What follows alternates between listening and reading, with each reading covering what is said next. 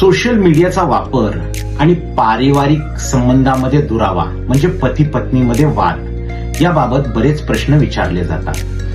तर सोशल मीडियाचा वापर दैनंदिन लोकांच्या आयुष्यामध्ये सर्वच करत असतात, परंतु आजकाल डायव्होर्स केसेसमध्ये एक पाहिलं जातं की ॲलिगेशन असतं की पत्नीचा सारखा मोबाईलमध्ये ती चॅट करत असते, ती मोबाईलचे डिटेल्स पतीला शेअर करत नाही, किंवा पत्नीचेही ॲलिगेशन पतीवरती असतात की काही चॅट त्यांनी हाईड केलेले आहेत, त्याला कोड वर्ड्स टाकलेले आहेत, तोही चॅट करत असतो, एकमेकांना ते शेअर करत नाही. परंतु काही वेळेस असं होतं की हे चॅटिंग्स एकमेकांना कळतात व दोघांनाही असं वाटतं की हे चॅटिंग हे तिराईत इसम म्हणजे थर्ड पर्सन हे मेल किंवा फिमेल हे न कळता ते एकमेकावरती संशय घेतात.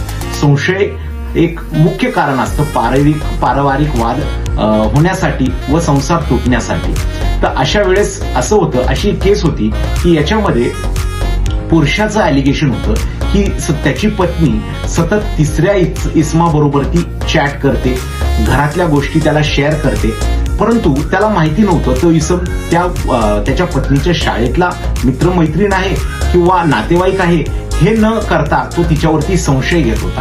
संशय इतका झाला की पतीने पत्नीबरोबर ती डायव्होर्स घ्यावा असा त्याचा विचार झाला व त्याने एक सल्ला मागितला की तिचे चॅट इतर पुरुषाबरोबरती आहेत, ती घरातल्या गोष्टी त्याला सांगती, त्याला शेअर करती, तर अशा वेळेस त्याला डायव्होर्स हवा आहे. तर तिचे जे चॅट आहेत ह्या बेसिसवरती क्रूरतेच्या मुद्द्यावरती डायव्होर्स होऊ शकतो का?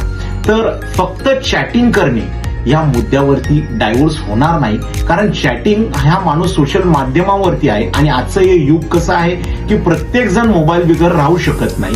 जेवताना, खाताना, प्रवास करताना मोबाईलचा सहवास माणूस एकदम अटॅच झालेला आहे.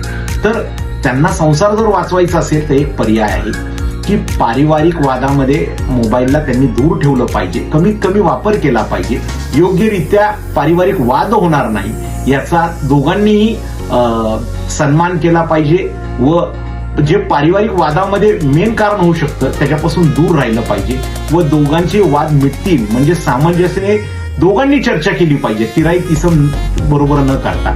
अशा गोष्टीने केल्याने, चर्चा केल्याने दोघातलेही वाद मिटतील व डिव्होर्स होण्यापासून दोघंही वाचतील व संसारही वाचेल.